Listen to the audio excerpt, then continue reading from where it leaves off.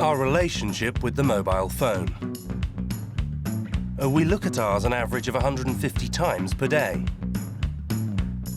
Over the course of 20 years, they have become more than a companion. They are virtually our new religion. Across the globe, 57 mobile phones are sold every second, which works out at 1.8 billion per year. Today, there are more mobile phones than toothbrushes in the world. Yes, yes, you did hear that right. And the big winners in this revolution are the mobile phone multinationals. It's party time at Apple, Nokia, Samsung, LG, Sony, Huawei and HTC. But faced with these corporate giants, we asked ourselves a very simple question. Behind the scenes, how are our phones manufactured and under what conditions? We spent 1 year trying to answer this question. We traveled around the world to find out exactly what is at the other end of the line. And frankly, what we discovered made our blood run cold. In China, we went to work in one of the factories that manufacture our phones. Behind these masks, we found dozens of children. Quand vous voyez les visages de ces enfants, qu'est-ce que ça produit chez vous? C'est honteux que quelque part, par notre ignorance, on a pu laisser faire ça. We also traced back to the raw materials that our phones are made from. In Africa, men die to supply our mobile phones with minerals. Allez, il fait hyper chaud. Danger. Montez vite. Montez. Nokia uses microphone. In this mine, 5 people die every month on average. Does meet your personal values? So, now, put your phone on silent while we reveal the secrets of how it is made. To find the answers to our questions on how our phones are manufactured, we look to China, whose factories supply the entire world. The majority of phones that are sold across the globe are manufactured here.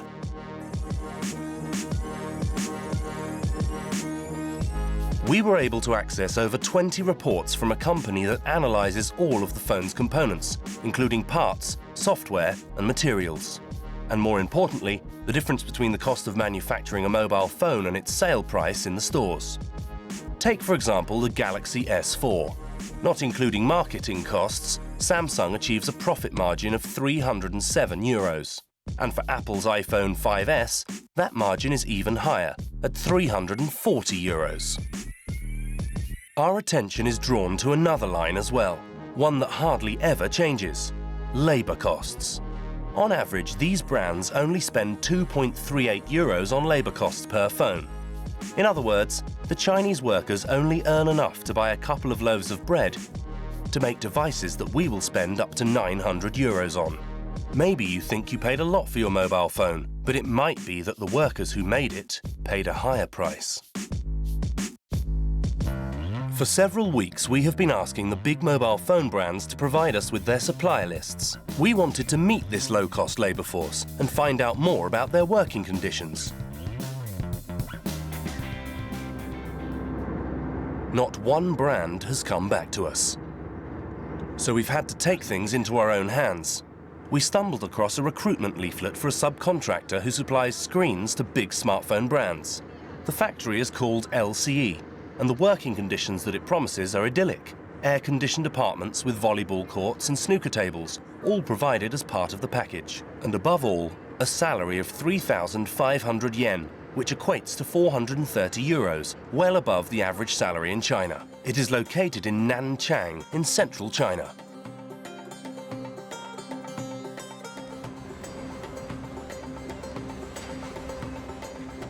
The agricultural city of Nanchang, with a population of 5 million, has become the new labour reservoir for the high-tech companies.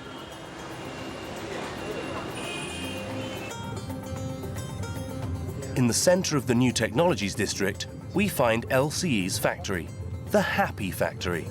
Despite our numerous requests, those in charge of the factory have refused to see us. And so we've had to put Plan B into action and have got a job at the factory. In one of the city's hotels, we have a meeting with Jiang, who has been hired by LCE. Jiang has already infiltrated nearly a dozen factories that manufacture smartphones. He works for the NGO China Labour Watch, an association known throughout the world for its investigations into working conditions in China. After 2 weeks working in LCE's factory, he has just quit his job. He wishes to remain anonymous. 这是我拍摄的照片和视频。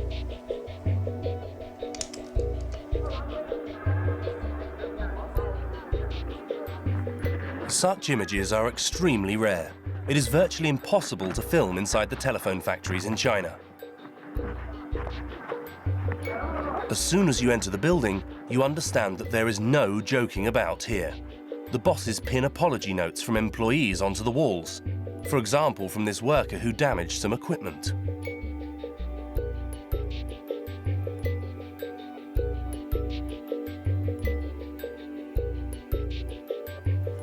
What a warm atmosphere.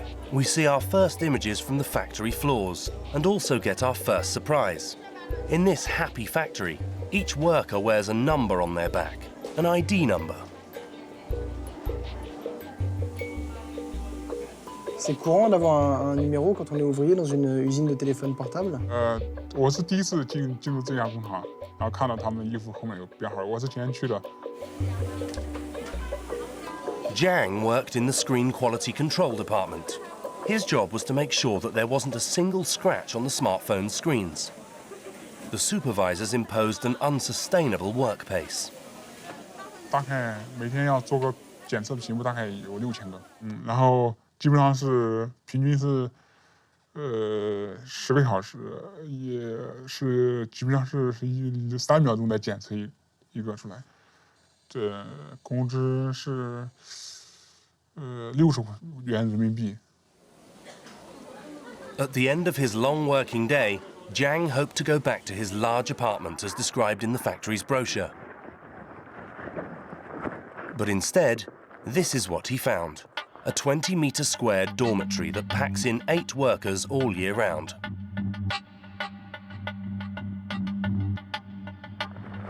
But we find something even more disturbing than hazardous working conditions in this factory.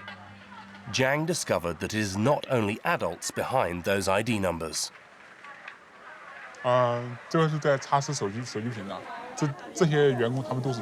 Children making mobile phones, something that is not only completely against international law, but also against the law in China, which prohibits children under the age of 16 from working. 这个是那个四川彝族童工，这些全部都是的。像这个女孩子只有13岁这样。 这2个他们都，这个14岁这样的，13岁，然后这个女孩子只有12岁，她跟她妈妈一起，她这小学还没毕业，她就来上班。Il y a combien de mineurs dans cette usine d'après vous? 一些童工的话，可能这个数字就很将近占到50%这样。 According to Jiang, this means that the LCE factory employs more than 100 children under the age of 16. We're going to check it out. Bonjour. Bonjour. Je voudrais voir un responsable de l'usine, s'il vous plaît. That would be this gentleman in the checked shirt. We film discreetly. Bonjour. Hello. 你好。你好。你们是哪里的？ Martin. Est-ce que vous faites travailler les enfants de moins de 16 ans? 这个关于童工这块，我当然我们厂里面没有，我们是不满16、17岁的我们不用，所以不存在童工的现象。Quel contrôle vous mettez en place pour éviter que les enfants entrent dans l'usine? 身份证一定是满16周岁，那个就是差一点都不行。Est-ce qu'on peut entrer dans l'usine pour vérifier avec vous? 是的，我跟人说的我都告诉你们了，剩下的你们该做什么做什么。我们不要打这些闲，不是在闲聊了。好，聊得没错，好吧 OK. Are you convinced? We weren't. But as the manager has forbidden us to stay in front of the factory, we hire a car with tinted windows and park just opposite the entrance.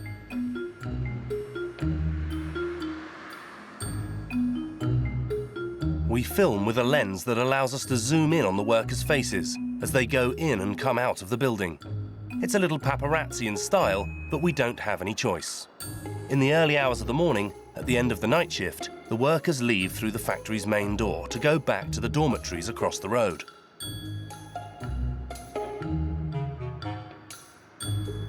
After a few minutes, the facts are clear. The factory gates seem more like school gates, with groups of adolescents arm in arm.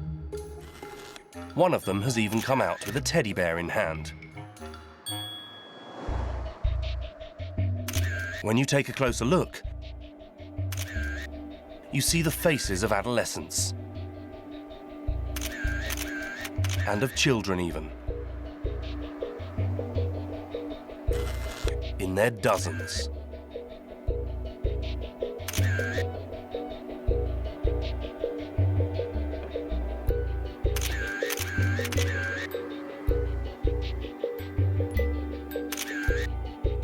We go to ask them how old they are, discreetly so as not to alert the factory managers.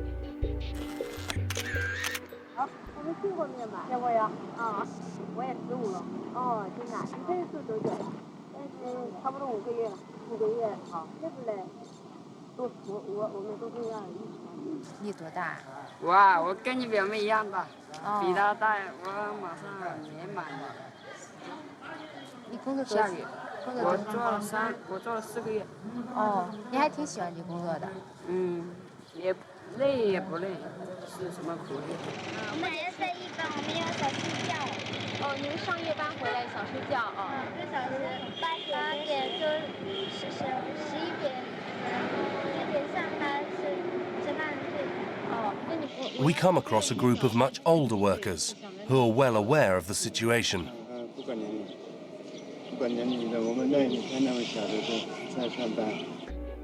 Amongst the children who are coming out of the factory, this young girl, whose name is Jia Jia.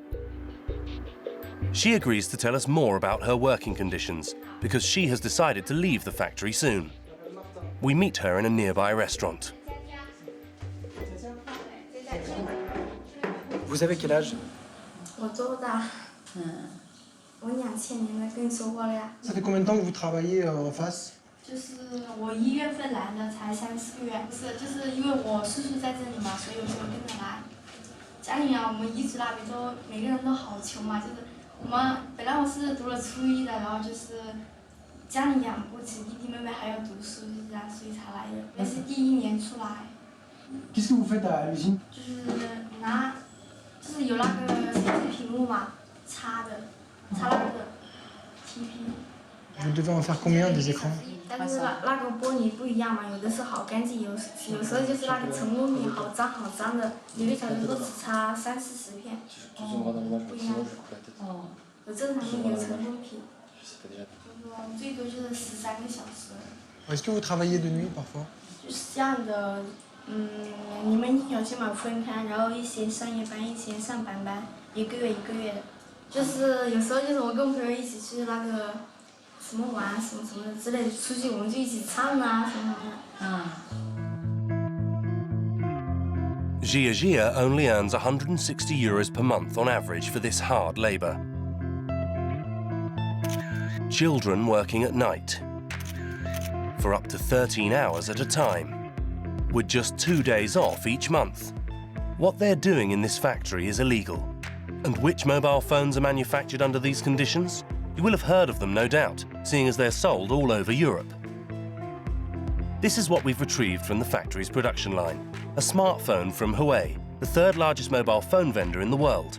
The screen is typical of the brand's latest range, such as the Y600 or the G510. We check with Jia Jia by showing her this G510 model from Huawei. 是，就差这一种。 We tried everything we could to meet with the people in charge at Huawei. We sent emails and made telephone calls, but it was impossible to get an interview. We tried again and again, but none of Huawei's managers wants to meet us. Here at Huawei, the question we ask most is not why, but why not? Well, we just want to know why. Huawei gives us this answer. Concerning our suppliers, they must follow a charter that formally prohibits the employment of children. If there is any breach by the supplier, we will take all necessary actions to stop such breach. Huawei doesn't seem to be particularly interested. In its response, it doesn't even ask us for the name of the factory, something which would be useful for them to be able to take action. But to be fair, Huawei isn't the only brand that works with LCE, the factory with child workers. Whilst we were undercover, we got hold of this order sheet from the company. During the months of March and April 2014 alone, more than 600,000 screens were produced. The majority of them have been manufactured for the big-name brands that are sold in Europe. One of its biggest clients is Tino, with 76,400 screens ordered in just 2 months. As it is a Chinese brand, the name Tino might not mean anything to you. That is because these phones are sold under a much more well-known name, Wiko. Wiko, the low-cost mobile phones. Unheard of a few years ago, this brand has since become one of the largest mobile phone vendors in France, with its headquarters in Marseille. We had to persevere for a long time, but finally, the brand's MD agreed to meet with us. Wiko, première, à Marseille. On a découvert que cette usine faisait travailler des enfants, et notamment des enfants de 13 ans. On va regarder ensemble les visages de certains de ces enfants. Il y a Gia, par exemple, qu'on a filmé. On la regarde ensemble, elle a 13 ans. Il n'y a pas de doute possible. Quand on voit son visage, on ne peut pas se dire, non, elle a 18 ans ou 17 ans. On voit bien que c'est une très, très, très jeune adolescente. Quand vous voyez les visages de ces enfants, qu'est-ce que ça produit chez vous? J'ai une profonde émotion, ça m'émeut de voir ça. C'est honteux que quelque part, par notre ignorance, on a pu laisser faire ça. C'est dramatique. J'ai appris ça quand j'ai été contacté par vos équipes. Ça m'a profondément affecté. Ça m'a profondément secoué aussi parce que j'ai vu des reportages sur nos principaux concurrents qui effectivement travaillaient aussi avec la Chine et je pensais que peut-être un peu naïvement que nous, Wiko, nous étions un peu à l'abri de ça. Et à partir du 10 juin, le groupe a décidé de stopper toute relation commerciale avec cette usine-là. Donc à partir du 10 juin, le groupe avait arrêté de travailler avec cette usine LCE. Comment on a pu en arriver là? Est-ce que les autorités ferment les yeux? Est-ce que ça arrange tout le monde au final? J'ai du mal à répondre à cette question. C'est peut-être la course effrénée des fois du profit, de l'inconscience, de l'insouciance, de vieilles pratiques locales. Nous avons décidé d'intensifier ces contrôles. Je lui ai demandé d'augmenter la fréquence des visites et surtout des visites surprises. Je ne peux pas vous dire que je ne serai pas confronté à ce genre de problème à l'avenir. Ce que je peux vous garantir et ce sur quoi je m'engage, c'est de tout mettre en œuvre pour que ça ne se reproduise plus. And for our part, we guarantee that we will keep a very close eye on the situation. It has to be recognized that Wiko's bosses have not shrugged off their responsibility, whereas another brand, when faced with their responsibilities, went into hiding. Alcatel One Touch, the other big manufacturer that is supplied by LCE, the factory with child workers. Alcatel One Touch, the 5th largest mobile phone vendor in the world. Despite our numerous requests at Alcatel One Touch, we did not receive a single email, letter, or phone call. Nothing. It seems that as soon as we show up, everyone goes into hiding.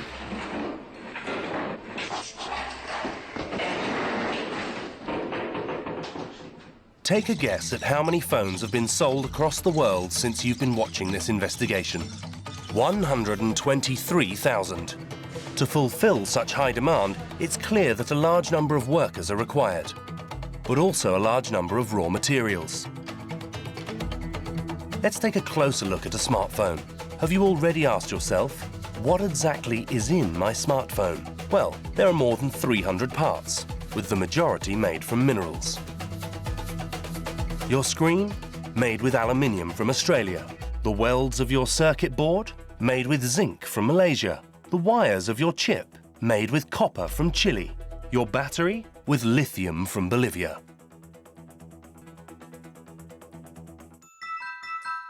Out of all the elements that make up a smartphone, we are most interested in this small component, tantalum capacitors. It stocks energy and resists heat very well. When the battery on your phone dies and it switches off, it's thanks to the tantalum that you don't lose all of the data that you have in it. With 3 capacitors per smartphone, the mobile phone industry is one of the biggest consumers of tantalum. 80% of the world's reserves of this mineral are found in the Democratic Republic of the Congo. After a 6,000-kilometer journey, we arrive in Rubaya, in North Kivu. It's from here that most of the mobile phone brands extract the essential tantalum. However, we have barely even stepped off the plane before we start to understand exactly what it means to live in the world's second poorest country. In Rubaya, there are no roads, no networks, no electricity, no drinking water, and very little food. A river runs through its center, but there isn't even a bridge to get across it. However, the city backs on to a gold mine, or rather a tantalum mine, that sits high up there. To find out more, we must climb this mountain, past the endless procession of those carrying the sacks of minerals.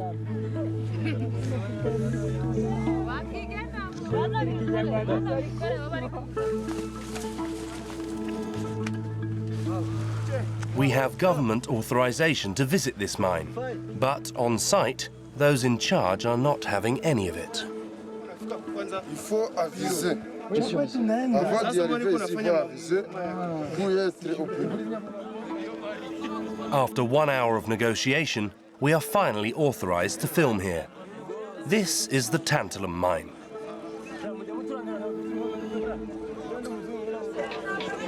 Miners squeeze themselves through these holes, with 3,000 people working here day and night.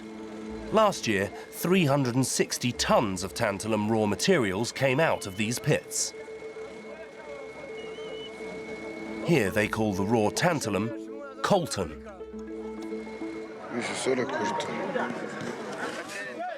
A 40-kilo sack like this one sells for 600 euros to the brokers when it comes out of the mine, but fetches up to 3,500 euros on the international market. A wealth that should benefit the miners and at least guarantee that they have decent working conditions. But that is not the case. Comment c'est le travail?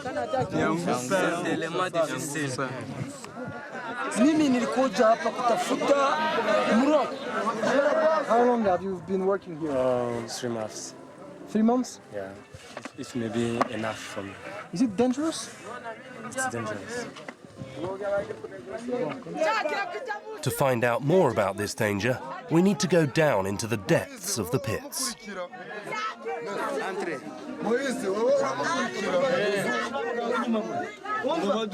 The mine is very narrow. And the further we go down, the less oxygen there is. The temperature is 43 degrees.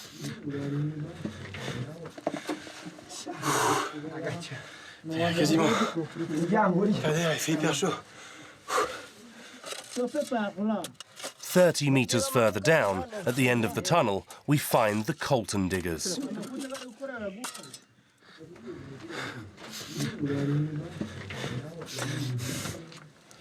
Some rudimentary wooden planks hold up the gallery. Combien d'heures vous restez par jour? 12 heures par jour. 12 hours per day, with a total daily wage of €5.50. C'est difficile. Ça, c'est un beau morceau? Le coltan, il est jaune, c'est ça? Le coltan. Le jaune, c'était coltan. And while we are filming, the gallery's ceiling begins to collapse.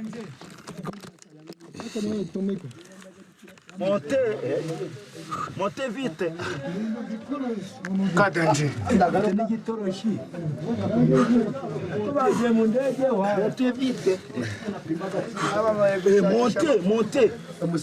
Hier, cas danger, on peut rentrer.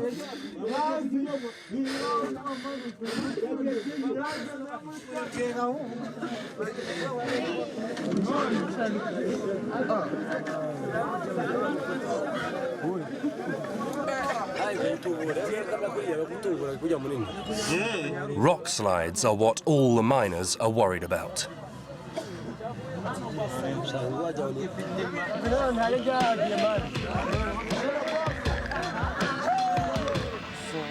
The mine's managers follow us everywhere, and so it is impossible to get more information on the accidents. It's below in the valley that we will make a discovery. At the local hospital that was built by an NGO, where there are 60 beds and just one operating table. Giulio Carvisperi has been running the emergency room here on a daily basis for the past 2 years with what he has available to him. This 63-year-old Italian is the type of person who restores your faith in humanity. Amongst the patients that day, this Coltan miner who is only just recovering from an accident.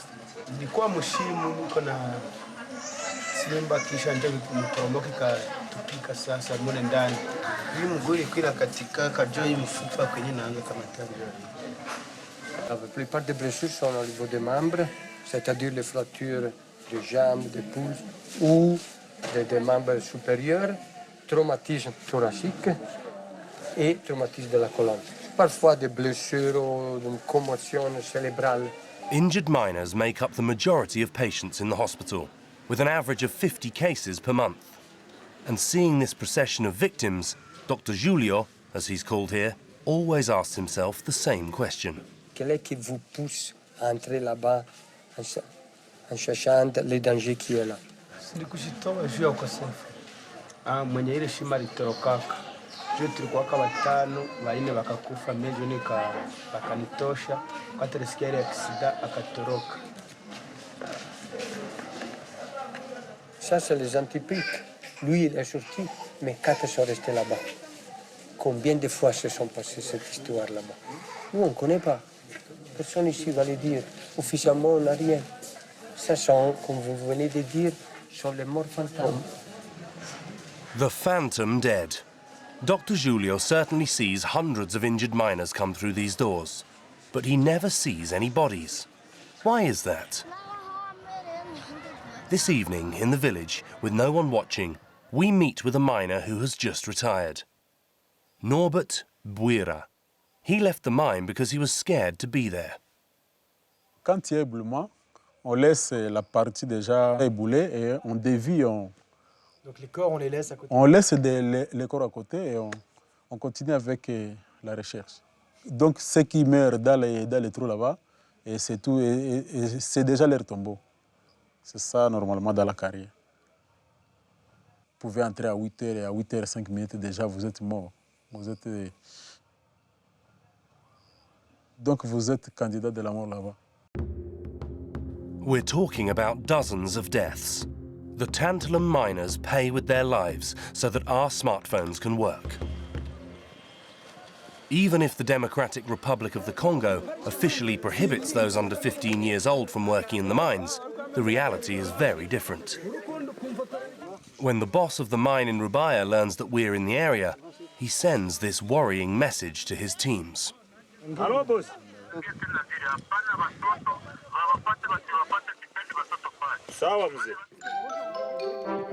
So that is why every time we approach, the children run away from us.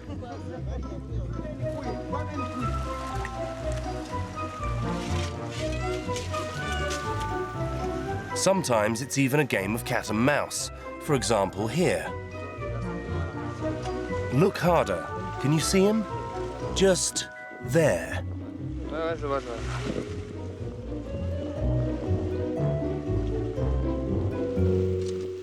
One of our contacts on the ground has been able to take this photo from just before we arrived. Here's the Congolese version of mining school. Children that risk their lives, and miners buried alive in a village that is cut off from the world. It is under these conditions that the tantalum we have inside our phones is extracted. But who is it exactly that profits from such a situation? We'll have to follow the trail of the sacks of tantalum, all the way to those who sell it at international level.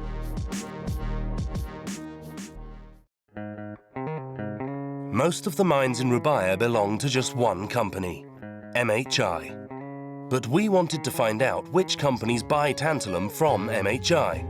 At least one company confirms it does so, the American firm AVX. In this press release from March 2014, AVX indicates that an MHI mine supplies it with tantalum. Our supply chain includes the MHI mine which supplies us with tantalum.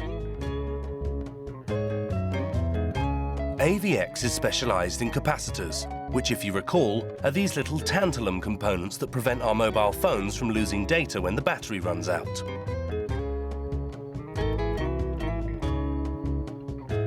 In this wonderful internal PowerPoint of AVX, we discover who are its largest purchasers of compositors.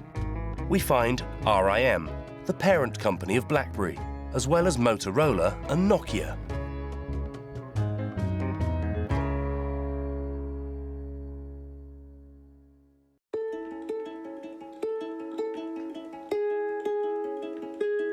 According to our sources, since we filmed there, at least 8 men have been killed in the mines. Nokia had promised to give us an in-depth reply, but instead, we received this email from Nokia's global management. We take these kind of allegations very seriously. While we do not directly source minerals such as tantalum, Microsoft is committed to responsible sourcing practices across our supply chain. We have an official policy on responsible sourcing in our products. We will continue to promote the fair treatment, safety, and well-being of workers and sustainable sourcing in our supply chain. Nokia did not ask us for any specific details, such as the names of the victims or the exact locations of the rock slides in Rubaya. We decide to speak to Bill Gates. Because Nokia now belongs to Microsoft, the multinational founded by the billionaire. The richest man in the world is no longer running the show, but he still has a seat on the board of directors and still owns 330 million shares in the company. The businessman has turned philanthropist. Through his foundation, he aids the poorest nations, in Africa in particular.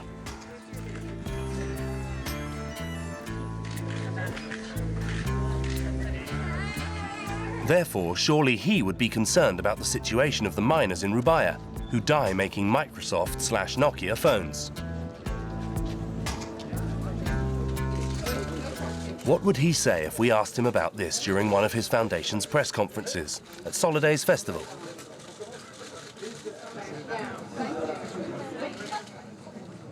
Une question. We have been investigating this last 9 months on the Nokia supply chain, which now belongs to Microsoft. Some of these minerals come from Democratic Republic of Congo. In this mine, we witnessed child labor. 5 people die every month on average. So here's my question, Mr. Gates. Does what I just described to you meet your personal values or Microsoft values? And also, how come a company like yours cannot prevent this kind of situation? Okay, I'm sorry, but nous sommes ici pour parler de la fondation et pas de Microsoft. Okay, I'm sorry, it's serious matters. I'm sorry to insist. If you could answer, that'd be great for French national TV. Yeah, I mean, I'm not working at Microsoft as an employee anymore, so I'm sorry. Well, you're still a board member, aren't you?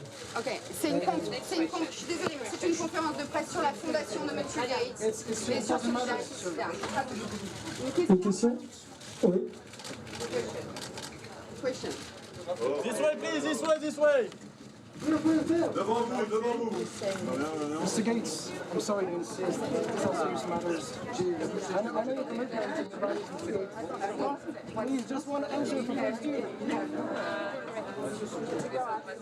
So are you beginning to understand how these big smartphone multinationals work?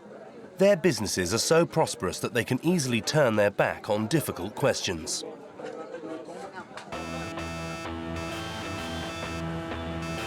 During this investigation, another big-name brand has continually turned its back on us, although it flaunts itself across the globe. Samsung, the biggest phone vendor in the world, with 300 million smartphones sold last year. It is also the brand that is the most criticized by the NGOs, because despite numerous controversies, the multinational has not changed its ways. Recently, China Labour Watch published 7 reports denouncing the deplorable working conditions at the subcontracts of Samsung. And every time, Samsung has announced audits, all of which found nothing. For China Labour Watch's director, the reason for this is simple. The subcontractors are given advance warnings of the inspections. 所有的公司都可以去做，但是问题他们不做，他们不愿意去做这个问题。实际上，我相信他们做比我们更专业，可能更好，更有更多的这个不管是人力还有资源方面，都比我们更充分的。他如果说了解到这个结果，他就要付出改善的成本，就是费用，他要投入很多的资源去做改善，这样的话会增加他的费用，会减少他的利润，这个是关键的。 所以说，他不愿意去了解这个情况的原因是，他们不去做调查的原因是因为他们不想了解情况，然后他们就算了解情况，他们也不做调查，这样的话，他们就可以节约他们要支付的成本。 China Labour Watch is not alone in pointing the finger at the smartphone manufacturer. In Samsung world, cases and controversies multiply as rapidly as the mobile phones are produced. In Brazil, 2,000 workers suffer from health problems due to the unsustainable work pace, and it's the state who has filed a complaint. O pede uma indenização de 250 milhões de reais da Samsung por danos morais coletivos. In England, a famous consumer rights NGO classes Samsung amongst the least ethical mobile phone brands in the world, behind its main rivals. They give it just 4 out of 20. In France, 2 associations are filing cases against Samsung. They chastise the brand for misleading consumers by promoting ethical commitments that they don't honour. We have printed off all the reports and claims. There are so many that we have to put them in a suitcase. Then we headed to Barcelona. We have been trying to get in touch with Samsung's managers for weeks without any success. But this time, we know where to find them. According to Christopher Columbus, it's just there, to the left. At the Mobile World Congress, the annual Congress of mobile phone manufacturers, with 70,000 visitors and 1,700 exhibitors.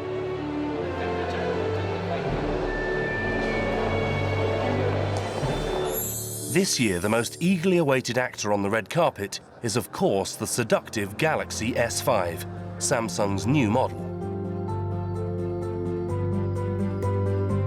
It will be unveiled this evening at a preview showing. The master of ceremonies is Frenchman Jean-Daniel Am, Samsung's vice president of telecoms in Europe. It's a pleasure to be with you again. Improving human life is at the heart of Samsung. We are so proud of the fact our smartphones positively impact everyday lives. And as Jekishin mentioned, continuing to be the choice for our customers is our #1 consideration. Thank you all for joining us tonight. It's been a pleasure. When the conference ends, we pop our heads backstage straight away. Apologies for the loud music, but it's now or never. Ah, bonjour monsieur M, je voulais vous parler. Élise Lucet, France Télévisions. Bonjour. jour, je voulais vous parler. Non. Élise Lucienne, parce que je regardais tout le show, là, c'était très intéressant. Merci. Je voulais vous remettre ces documents-là. Non, merci. C'est China Labour. Merci, pas d'interview. Non, mais c'est la manière dont sont fabriqués vos téléphones avec du travail d'enfant. Désolé. Avec des gens qui travaillent 18 heures par jour. Non, merci. Avec des gens qui n'ont que $3 de salaire. On va laisser, je vous entends pas bien, on va laisser terminer le show. Oui, mais parce qu'en fait, c'est très difficile d'avoir accès à vous, donc je voulais vraiment vous poser des questions. On a un service de presse qui pourra très bien vous répondre. On les a sollicités, mais c'est très difficile. Et comme vous parlez français, je voulais vous poser des questions. Je suis sûr qu'ils reviendront Ça vers vous vous. pose problème, j'imagine, que des téléphones Samsung soient désolé. fabriqués par des enfants. Pas d'interview. Ça vous pose un problème, j'imagine. Non, mais on n'a pas prévu d'interview sur 864 aucun pages. autre sujet que Il y a des- les téléphones ce soir. Florence 864 pages, il y a des rapports, il y a des plaintes connaissez aussi qui Florence sont vues, bien sûr.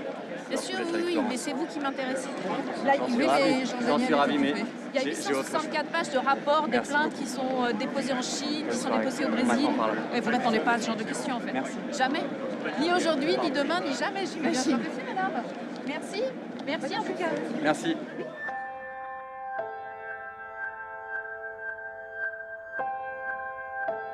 Following this interview, Samsung sent us this pleasant 6-page long letter, which said, Samsung Electronics strives to offer a working environment that meets the highest standards in the industry. Out of more than 90,000 workers, not a single worker under the legal age has been identified. Despite this clean score sheet, Samsung still announces 15 or so new measures in order to combat child labour, such as Samsung suppliers must ensure that the ID photo matches the employee. They must use face recognition software, and in any case of doubt, they need to consult with the relevant authorities.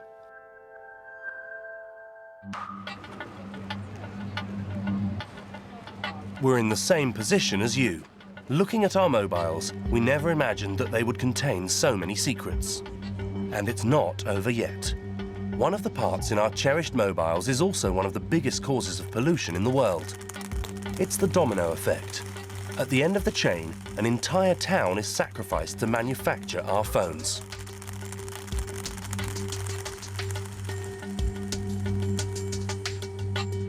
It is this photo from an Australian journalist that sent us in the right direction. To find out more, let's open our phone's cover one last time. Amongst the essential parts that make our smartphones work, magnets. They are in the vibrate facility, in the microphone, in the speakerphone, and even in the camera. A dozen in total in every mobile phone. These magnets are made with neodymium, the most magnetic chemical element in the world. The largest neodymium mine can be found in the region of Boudot, in northern China, at the border with Mongolia.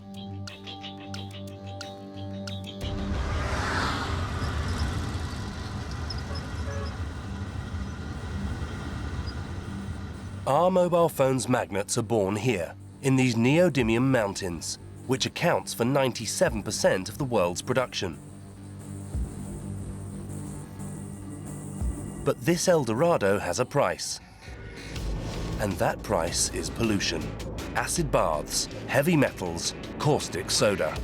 For each ton of neodymium produced, 1 ton of waste and 75,000 litres of acid water are discharged. And the factory spits out everything here into this huge lake waste dump. 600,000 tons of waste are poured out every year. The lake stretches over 11 square kilometres, an area equivalent to Saint-Tropez, but with less sun and more radioactivity. According to this internal document from the International Atomic Energy Agency, the area is highly radioactive, thanks to the chemical waste.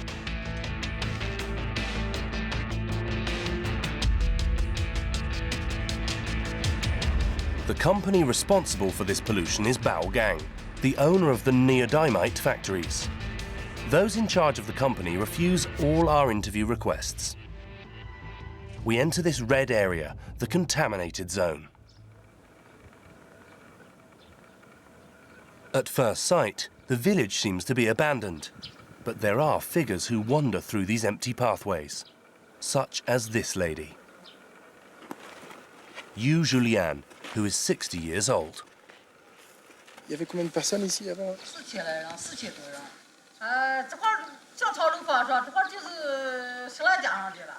Et les gens sont partis à cause de la pollution aussi?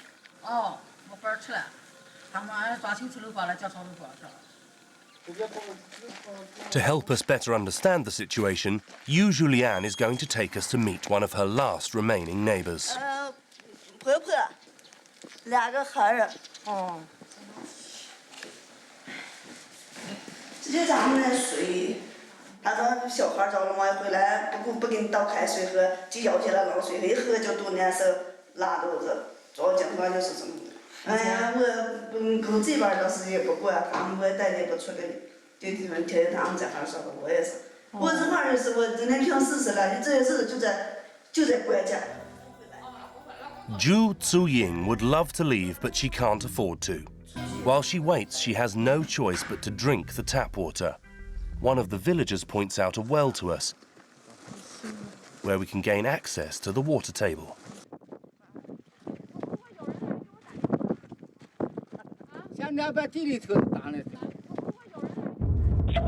The problem is that the well is 300 meters away from the waste dump lake of the Baogang. There is a camera on every post. In total, nearly 100 survey the area. There is even a watchtower. We need to go quickly. This zone is out of bounds. C'est où? Vas-y, Martin. A flask attached to a ball of wool.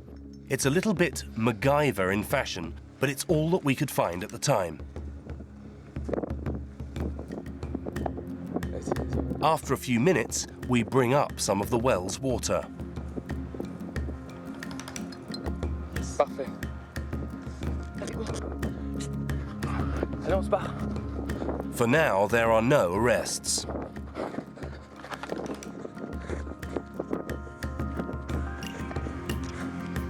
We send the water to our team in Paris, who send it to an independent French laboratory for analysis. A few days later, the results are beyond any doubt. This is no longer drinking water, but a deadly cocktail. Si on regarde les métaux lourds, on a beaucoup d'arsenic, beaucoup trop d'arsenic, on a beaucoup de lithium, on a beaucoup de manganèse, on a une énorme quantité de strontium. Les chlorures, le sodium, c'est 5-6 fois au-dessus de la norme. L'uranium est au-dessus également. Les sulfates sont à près de 3000 mg par litre, donc 10 fois plus élevés que la réglementation européenne. C'est une eau qui est pas consommable, hein, c'est clair, ni pour la boisson, ni pour la cuisine, ni pour l'irrigation. Et quelles sont les conséquences sur la santé quand on boit cette eau tous les jours? Des problèmes qui peuvent aller jusqu'à des problèmes de cancer, des cancers de la peau, et puis on pourrait trouver aussi à terme des cancers de l'intestin ou de la vessie. In Boudot's hospital, we're going to find out more about the victims of this polluted water. No doctor is authorized to speak to us, and we film with a hidden camera. A team of carers agree to meet us under condition of anonymity. They call Boudot the Cancer City. 其他的肿瘤呢，就是过去呢是胃癌发病率高一些，现在呢结直肠癌发病率。Et pourquoi le cancer du côlon augmente? 我印象中他那个好像不是说的是肺癌，好像，它是一个消化道肿瘤，好像是。消化道肿瘤。好像是一个消化道吧，我印象中。 They want to show us their cancer ward. 它是一个结肠哦，需要像给这一个楼的一个方面它在自己说，就是可以看它压一下床，它出去了，别人这可以，98都是肿瘤。到医院我们是已经要确诊的，没准备给它确诊的，所以在医院当中呢，我们。 就是包头地区可能和北京那些上海那些发达地区相比呢，还有一定的差距。For them, there is no doubt the pollution from Baogang's factories is slowly killing the city of Boudot. There isn't a single epidemiological study that has been carried out, but the doctors themselves have talked of several hundreds of victims. But hear that? No, it's complete radio silence. The authorities don't want the story to get out. Their business with the smartphone brands could suffer as a result. As we leave the hospital, we are stopped by security. I'm sorry. We film discreetly. If we want to be able to leave, we have to sign this letter, in which we agree not to carry out any report on Baogang or on its waste dump lake. If any report is published, we will face responsibilities for it. To make sure that nothing can be broadcast, the police also confiscate our photos. But to tell the truth, we'd anticipated this. We had enough time to hide the memory card containing the real images and swap it with another card, prepared especially for the occasion. This was what the Chinese policemen have seized.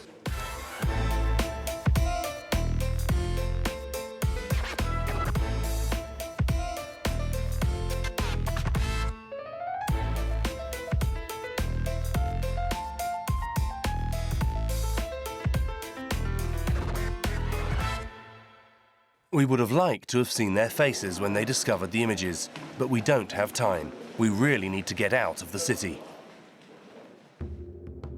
A large proportion of the mobile phone industry works with Baogang, the company responsible for the pollution. Amongst them is Sony, one of whose magnet providers are supplied by Baogang, or LG. The South Korean brand has all but signed a partnership deal with Baogang. Are these two smartphone giants aware of the pollution problems? And what are they doing to resolve it?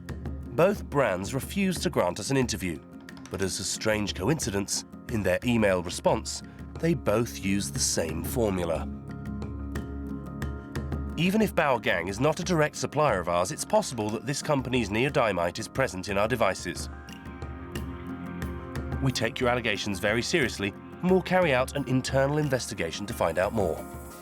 Despite our reminders, we haven't been able to see any results from these investigations.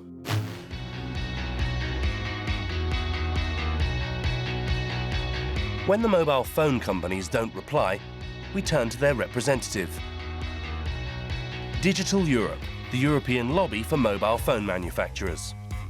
Amongst its members are Sony and LG, of course, but also Apple, BlackBerry, Huawei and Nokia. Under Communications' watchful eye, the director receives us in his office.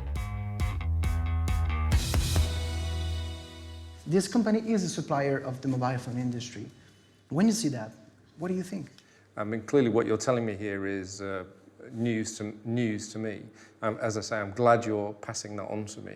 And I think that the industry will want to see China improve its regulatory environment in order that these people don't continue to suffer from such pollution. Don't you think your members also have a responsibility in this situation? I think our members do have a responsibility in this situation to ensure that their supply chain follows the laws and regulations. Yes, I do. I'm a little astonished that none of the companies have been willing to answer us. How would you explain that? We have the proofs that they do work with Baogang, so we know that they know what's going on there, and nobody wants to answer us. Well, I hope you'll take something from the fact that I'm prepared to engage to some extent on behalf of the industry on that issue. Okay, you wouldn't drink this water, would you? Well, I wouldn't drink that water, no. Yeah, well, they do drink this water for 20 years. Since this interview, not a single brand has ceased working with Baogang, the company responsible for the pollution. All right. And as we finish off our investigation, we know what you are going to ask. So what do we do now? How do we force the mobile phone industry to make changes? We don't have the answer, but what we do have is hope. Do you recall the scandal of working conditions in the trainer factories of the 1990s? children on production lines, pollution, irresponsible multinationals. Does it ring a bell? Faced with consumer mobilization, the main trainer brands had to make big changes and reassess their supply chain. And today, their codes of conduct are amongst the strictest in the world. Of course, it's not perfect, but already it's a lot better. In the smartphone sector, new initiatives have already appeared, such as Fairphone, a Dutch company that offers fair trade phones at the market price.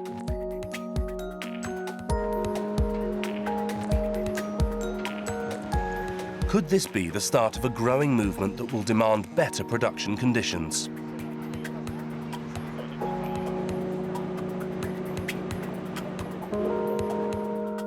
The question tonight when we put down our smartphones must be, is part of the solution in our hands?